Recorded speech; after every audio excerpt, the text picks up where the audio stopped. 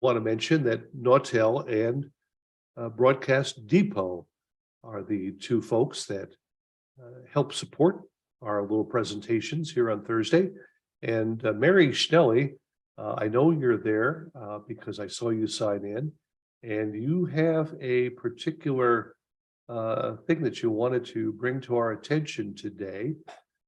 And I believe it's the newscaster or something like that. Yep, NX Caster.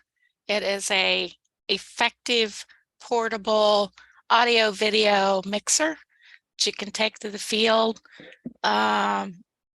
It's got several different inputs. It's got Wi-Fi on it, and it's inexpensive. Like it's less than $4,000. So it's a good tool if you're like streaming sports events or any kind of event you want to stream it to your webpage, or you can add it on the fly too. So I just thought I would bring it to everybody's attention. Glad you did. Look forward to more of that. What's your free floor pass number? It's LV 96848. LV 96848. 96848.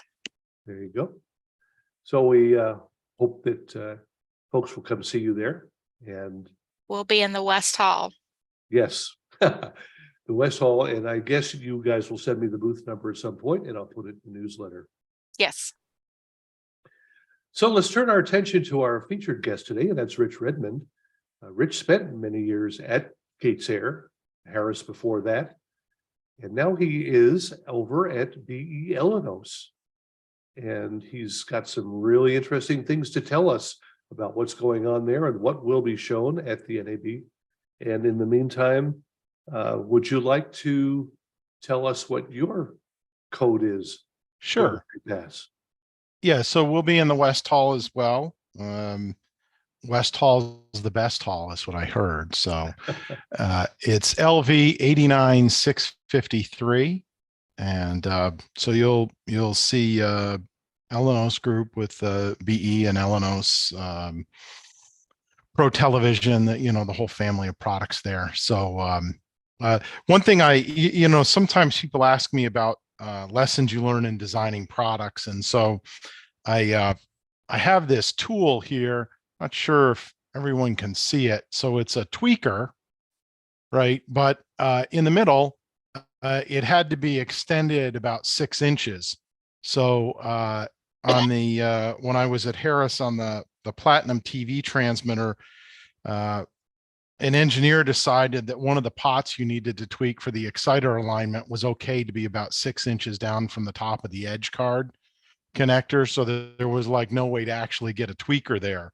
So I guess when you have a machine shop, what you would do is take a normal tweaker, cut it in half, and put like a fiberglass rod that you tap and use brass threaded screws to put together. So if you ever wanted a tweaker that's, I don't know, about 8 inches long, so I have the super tweak here on my desk, is kind of a reminder that, you always need to think about how someone's actually going to use the product, not that you can just make it electrically work. So with a little bit of video activity, you can turn that into a laser sword. That's right. That's right. And I always knew you were a Jedi. Well, I could use that, or I suppose I could use 8-foot fluorescent bulbs too, but those are a little bit more dangerous. So look, thanks for the opportunity, Barry, and for everyone. Yeah, so some pretty exciting times with the Elenos group. So as some may know, Elenos,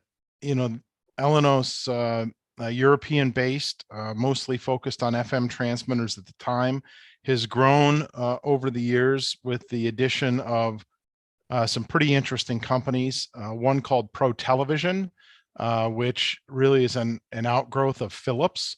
It was the digital modulation experts inside Philips that started with DVB-T and ATSC. So that's kind of the digital modulator. Interestingly enough, they had also been ones heavily involved in the HD modulator for BE, even before they were commonly owned.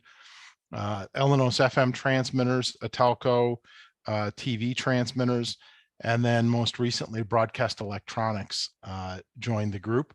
And so I'm fortunate to be working with them for the past couple months, based here in the US. So really one of the things that kind of surprised me a little bit as I spent some time, kind of investigating the group and deciding to get involved was it was kind of refreshing to be with a company that was founded and owned by engineers. So Leonardo Buzzi, who owns the company, started working, like a lot of us. His uncle got him interested in ham radios, and so he, kind of got fascinated with that, and that led to a career building transmitters. And so every day he actually is involved in designing new products. So, coming in the past from large corporations and private equity owners, it's kind of nice being involved in a group that's interested and focused on building broadcast technology. So a lot of great folks. What you're going to come and see, I think you can already start to see it. In addition to my joining the company, Tim Hardy, who some of you may know for a long time, headed R&D and engineering at Nautel, joined the company just a little bit before I did. And so Tim's kind of, bringing some expertise on transmitter design for AM and FM transmitters and HD radio. Really a super smart guy. We're fortunate to have him on board. And in general, the company's focused on some new product development and increasing our manufacturing capabilities in Quincy, Illinois. So what you'll see at NAB, we've got a couple of new things coming out. So for people who are software oriented, Audio Vault, next generation of Audio Vault, including Audio Vault Anywhere, which is a web enabled connection. So you can do remote voice tracking and operation, things of that nature.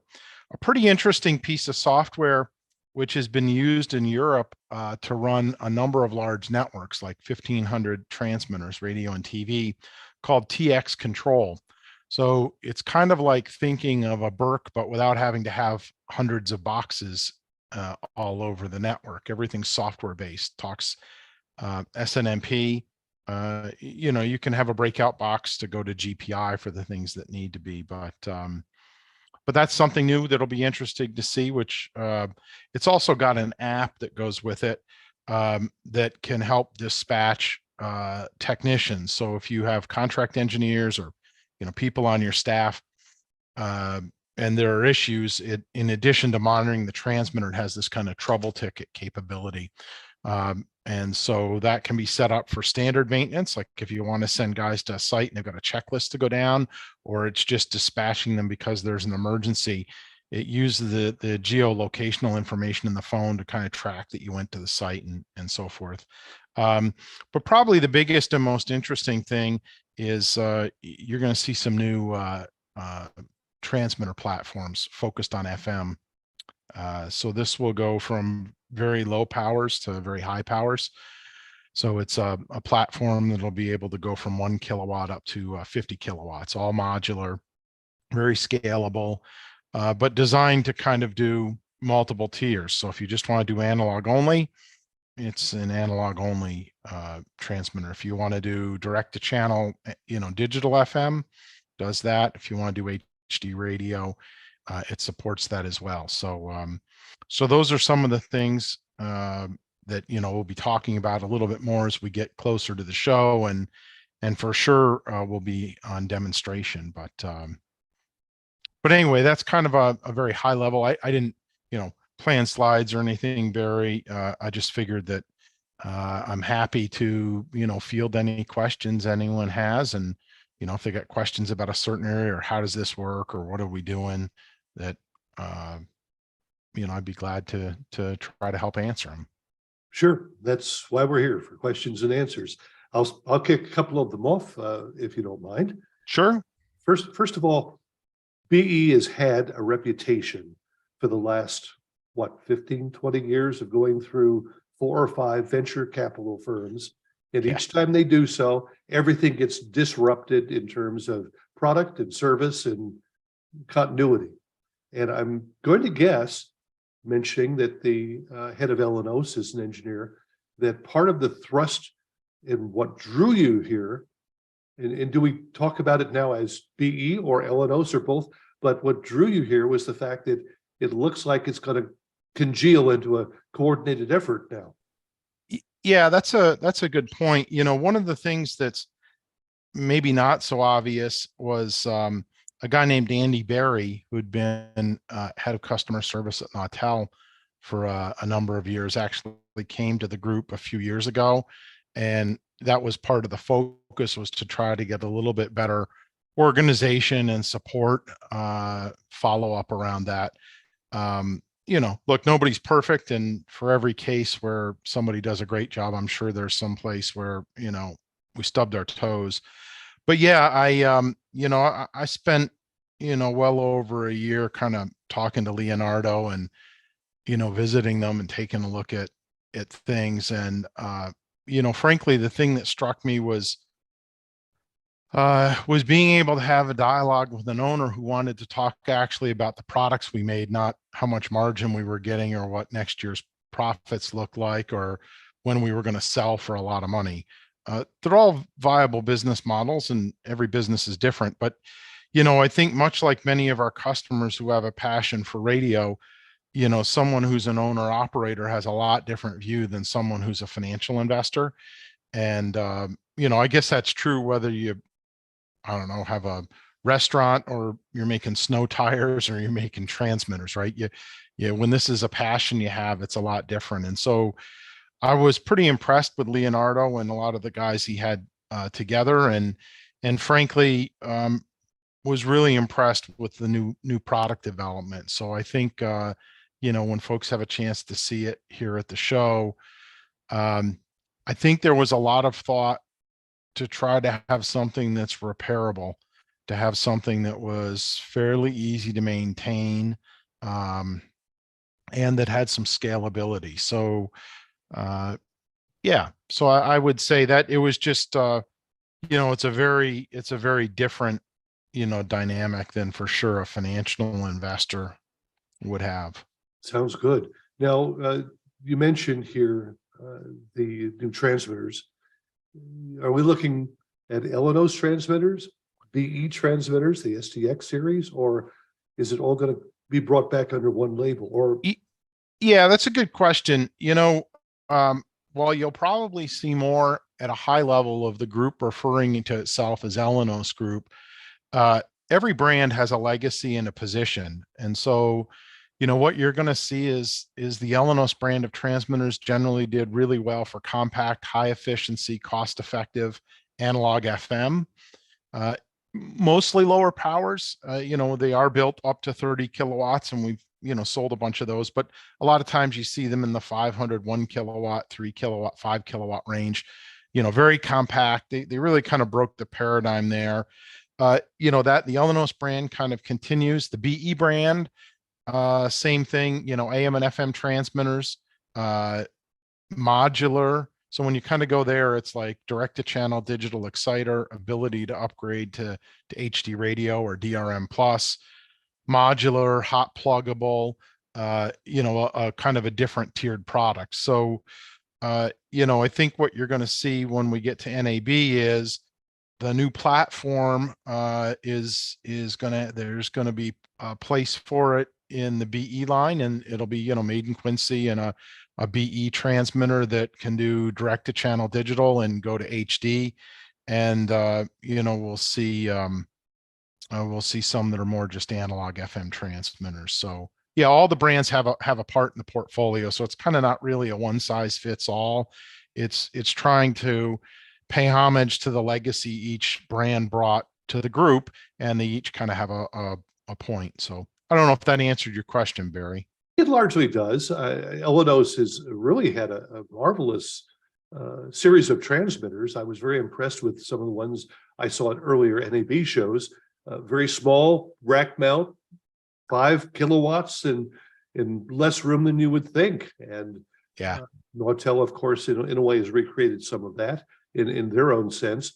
The BE, the BE1 was such a marvelous transmitter for so many people over the years.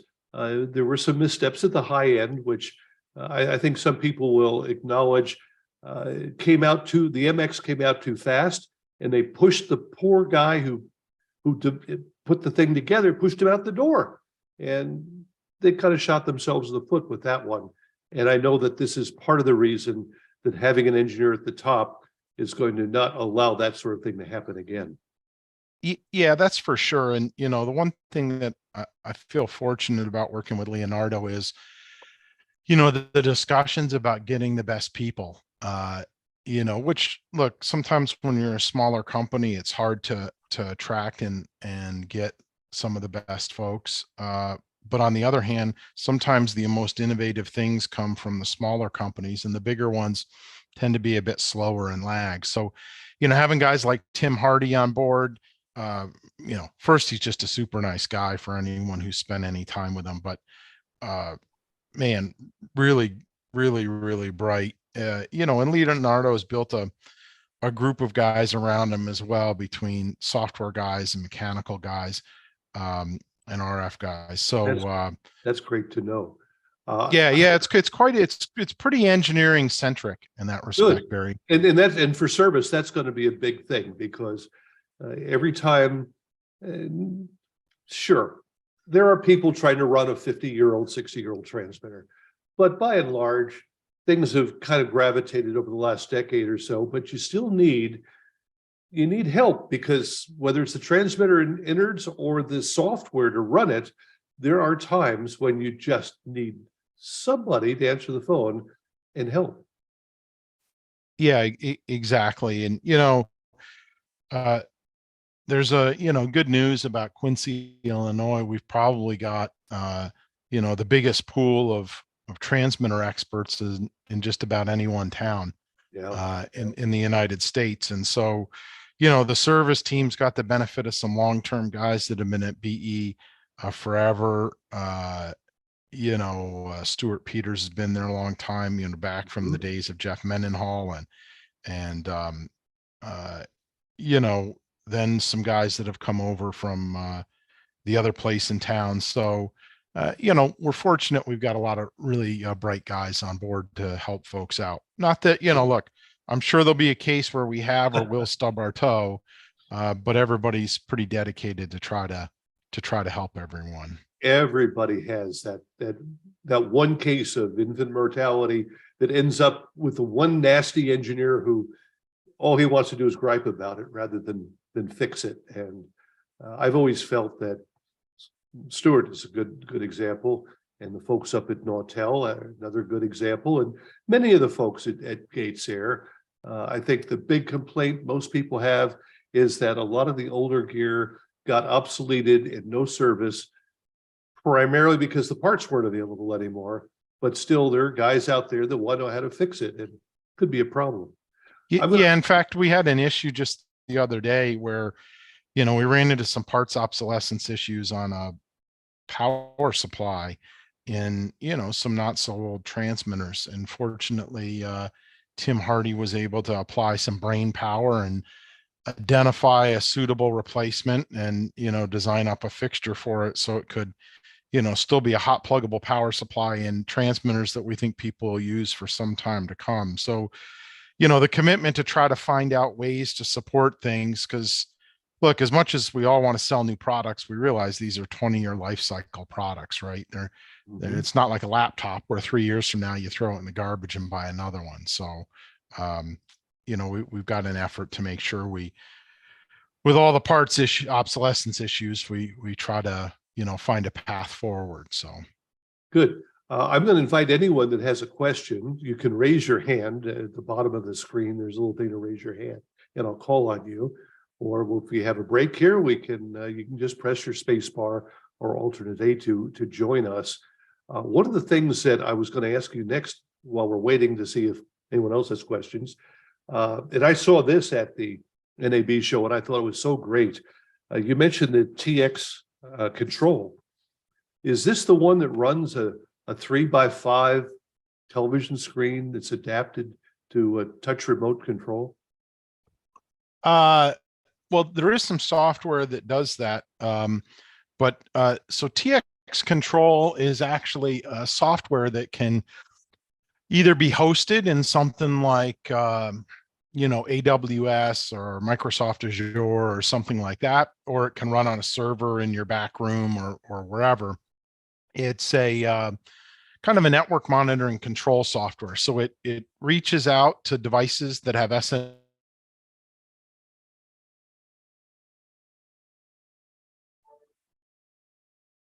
Uh-oh, I think Rich just froze for a second, so we'll just give him a moment. My you're connected, back. Barry? Yep, you're back. Yeah. So I was just saying, so TX Control is really a software-based monitoring control system that can run in the cloud, or it can run on a server in your back room and talk to any device that has SNMP. Yeah, I think the one that I saw was an earlier version, and which is mostly software and internet, but it showed an entire chain of radio stations in Italy, and you could see exactly where they were. They had icons that would tell you if everything was operating properly. You could obviously bring each one of them up with a click, see the parameters. Elenos really has done a marvelous job in putting together control. And so I'd be very interested in seeing how this TX Control works out.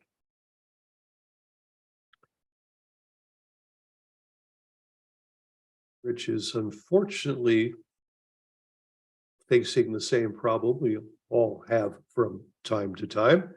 And I think he just got popped out and will probably pop right back in. No, he's still online, but we don't have him for the moment. Technical difficulties. Yes, please stand by. Back when I was working up in Phoenix at the first remote controlled UHF TV station, I was a Spanish, it was Spanish telenovelas and bullfights. And one Sunday night, the oral transmitter died. We had video and we had telephone calls from dozens of people trying to explain to me in Spanish there was no audio. And I was not as fluent in Spanish as I might have been, and said a few things that had people hanging up on me. And so I finally wrote out on a piece of paper, a cardboard 3x5 card, dificultades técnicas, un momento, por favor. And I taped it in front of one of the cameras because they didn't have a trouble slide. The station was still new. And so as a result, I popped that up on the screen. And about an hour later, I crossed out un momento and I wrote dos momentos, por favor. The next day, they had a trouble slide. Hey, Barry, Yes, sir. quick question for the group. I need an ASI 16618 sound card or a 16718. That's the newer version. 618's been discontinued. Anybody got one in your back pocket? Well, a lot of people wrote that down and they may share that around. Okay. Hi, Barry. I think I've returned. Back? Oh, There good. he is. Yeah, I didn't have to quite reboot, but I did reconnect to the network. So Oh, good. We're back. Okay. yeah, you were right on the right track, Barry. That is, there are a couple of very large networks in Europe, and it's exactly as you described in the software. You can see it by a map and then drill into the sites and the details. Great. I thought it was very well done and maybe even ahead of anything that we have around here in many ways. It's pretty impressive. To be honest with you, I was surprised when they took me through it. One of the things that I learned, which was pretty impressive, was the reason they developed it is they actually do the maintenance for one of these large networks in Europe. Mhm. So it's kind of like not just some guys who thought they could write some code, they're actually the ones using it. Yeah, So you they did kind of have right a from the show closed floor. loop. Yeah. Yeah. It's pretty interesting. Uh, Rich, let me ask you, you were talking about the audio vault, an audio Mhm. vault anywhere. Is there an overranging version number, 12, 13, 14, or? Yeah. I think internally we're the guys are referring to it as Audio Vault 11. So there was a very large Armed Forces Network project that BE won about a year and a half ago, and they've been deploying with some really significant upgrades to Audio Vault, including the ability to kind of have some cloud-based storage to share across multiple sites. So it's not really to put the whole playout system in the cloud. It's to have shared storage that could be hosted, but have, you know, the playout at the edge, and then this Audio Vault Anywhere, which is kind of an enhanced, you know, remote web interface for voice tracking and operation. So so that'll be at the show as well. Yeah, I see that as becoming more and more important, and as stations continue to have home studios for some of their talent, they don't want to Yeah, move exactly. many reasons, including voice tracking many different stations, and being able to integrate that easily is a very good feature that's necessary, I think. Exactly. So yeah, so you know, I think the innovation in a lot of different areas uh, seems to be taking place. So we're pretty excited, you know, about the opportunities. You know, we've had some other folks join us on the marketing side. Pam Leffler, who'd been at SCMS for a long time, joined a few months back. And of course, we have John Lackness, who's been with the company for some time, Frank Grunstein, a guy named Ben Marth. So you know, on our domestic team, we've got, you know, 4 folks in different regions to help you. That's some good brand names there. Yeah, some guys that have been around, and you know, I had the opportunity to travel with John. You know, just real practical. You know, you got a question about, you know, 1 kilowatt AM, or you know, somebody's got a ground system question. When I was with him at one point, he was, you know, helping someone find a place to get some copper strap to fix a problem. So the guys are, you know, are a good resource. That's what we want to see. Does anyone have any questions for Rich? Any comments about where BE is, where it's going as part of Elenos, the Elenos group itself? Barry, I'd like to make a comment. I've just concluded 68 years in the broadcasting business. I finally fully retired. But one of the things I noticed along the way was I had to take care of a couple of BE 1 kilowatt AM transmitters. And the fact that they were rack mounted, excuse me, the fact that they were rack mounted made those one of the most difficult transmitters to work on. I was used to working on mostly 50 kilowatters, where you open the door and go do something. You don't have to take it out of the rack, because I found that taking it out of the rack was difficult. If there could be some way to incorporate some rack slides or something to make that easier to get the transmitter out, that would be a big help. I had a little table that I'd bring up in front of it, and then usually with the help of somebody else, the two of us would get a hold of it and undo the screws and work it out and get it out on that table to work on it. But there were 2 boxes involved, and so you had to, luckily you had enough wire usually to get the second going so you could try it out and so on, but it was difficult. So my experience with rack mount transmitters has not been that great. Go ahead. Yeah, it's a good observation, Marv. You know, I once had installed some, when I was at Harris, installed a 1 kilowatt FM that had a similar issue. And when I asked the guys in the factory how they put it in the rack, they looked at me like I had 3 heads, and they said, well, I use the forklift, of course. And so as I explained that we generally don't have forklifts at transmitter sites, they were a little befuddled.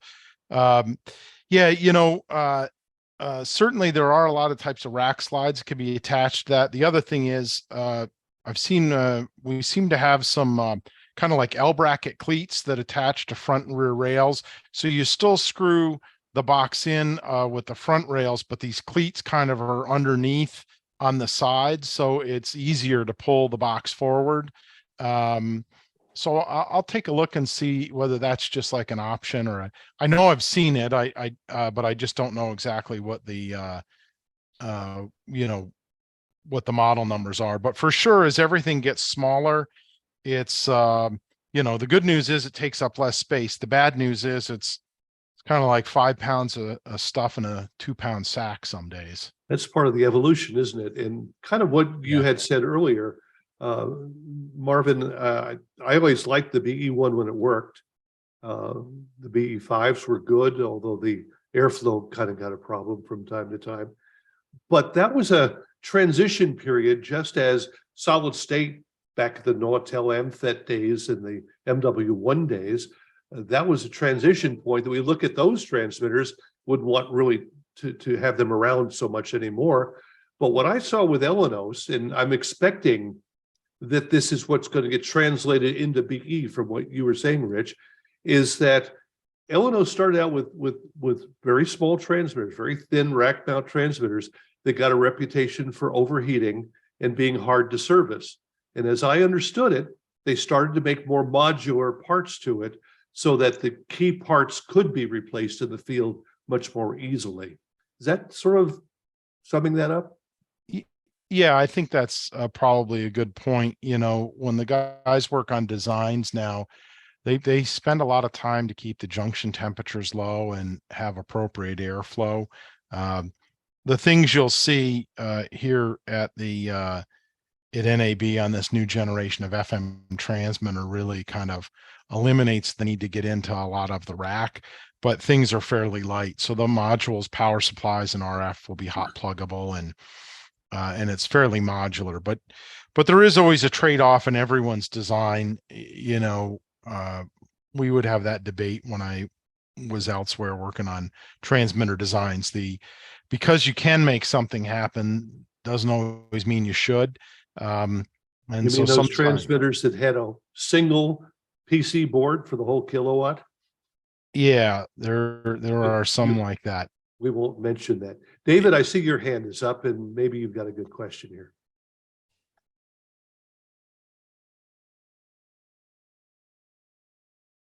No, that was from earlier. Never mind. Okay. Yeah.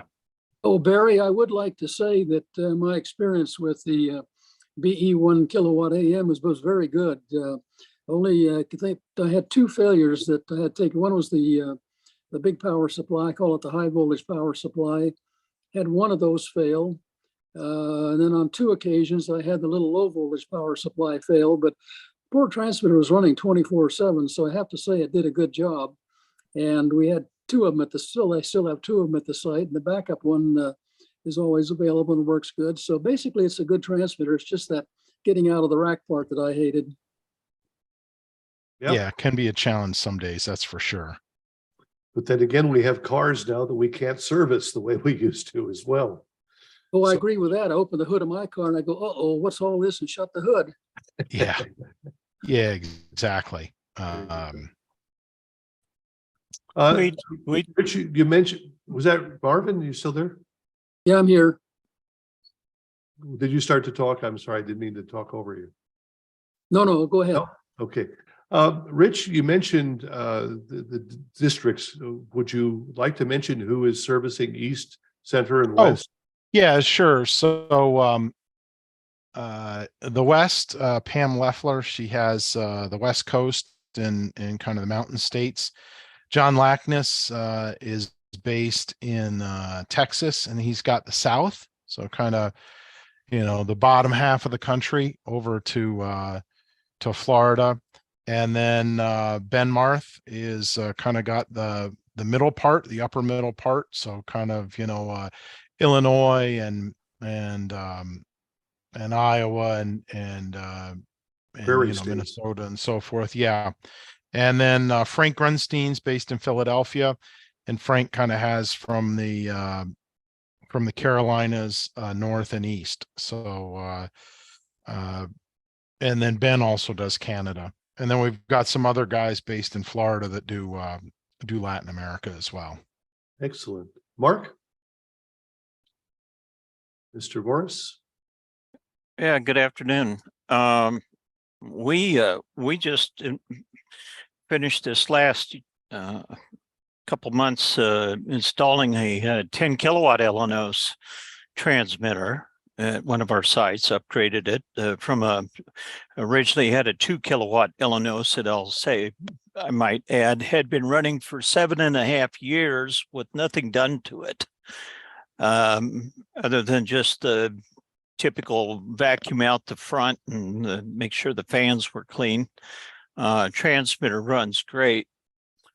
And unbeknownst to us, we got the 10 kilowatt transmitter. We didn't realize that they installed it in a rack already. And so we thought we would take advantage of putting ancillary equipment in the rack and just swapping out with the equipment rack we had in the building because it's a small building. And I don't recommend that to anybody because the rack is so deep that you can't reach the back of the other equipment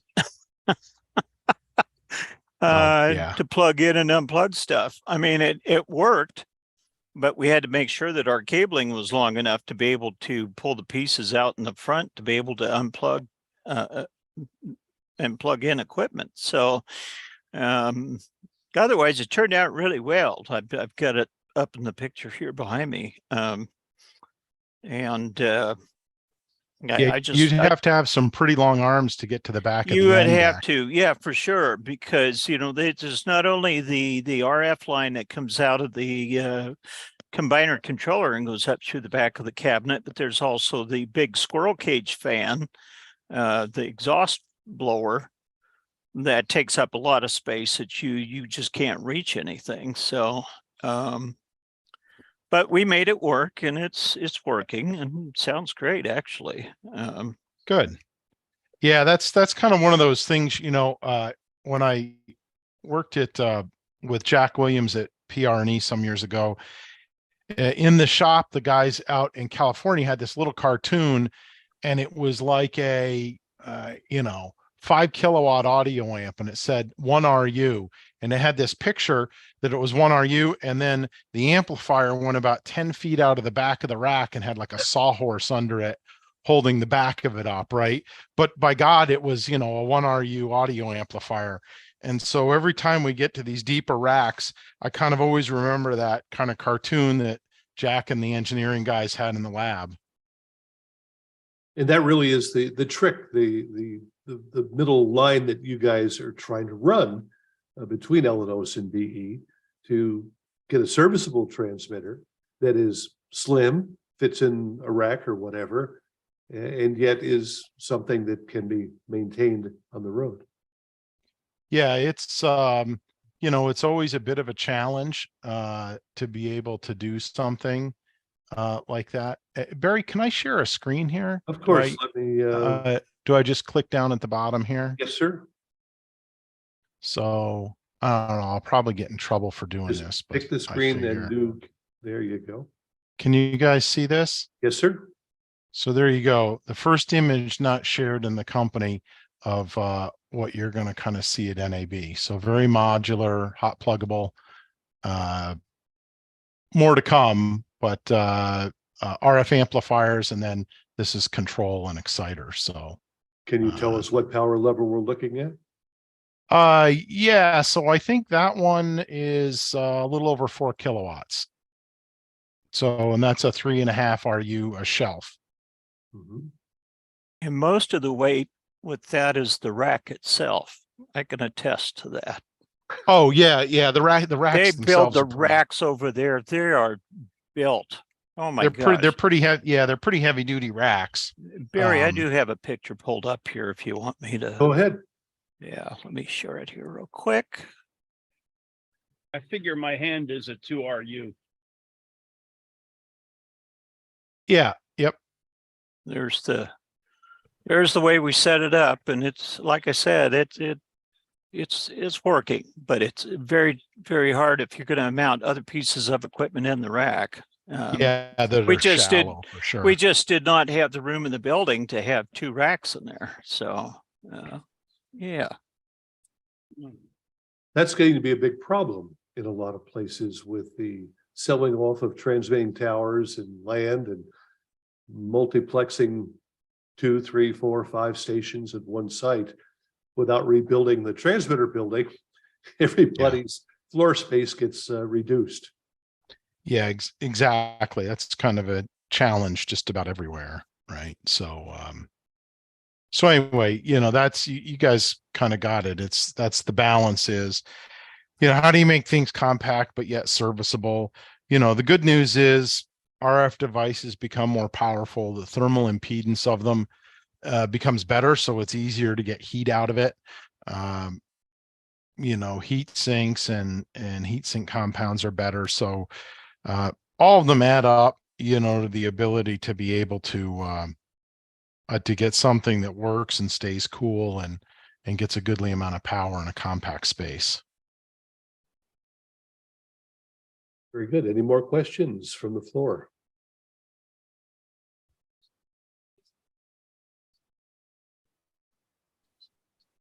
Well, I would imagine that Pam and John and everybody else will be going around to the different markets, checking in with stations and groups. And I look forward to seeing either John or Pam, depending upon who's coming to Southern Arizona. Yeah, I think that's Pam. So I'll remind her when she plans the next trip. Sure, sure. Very good. Well, thanks guys so much for the opportunity. And you know, Barry, if there's any follow-up or, you know, somebody sends in notes that needs help with something or wants an answer, just, you know, please forward it to me and we'll get the right guys to help out.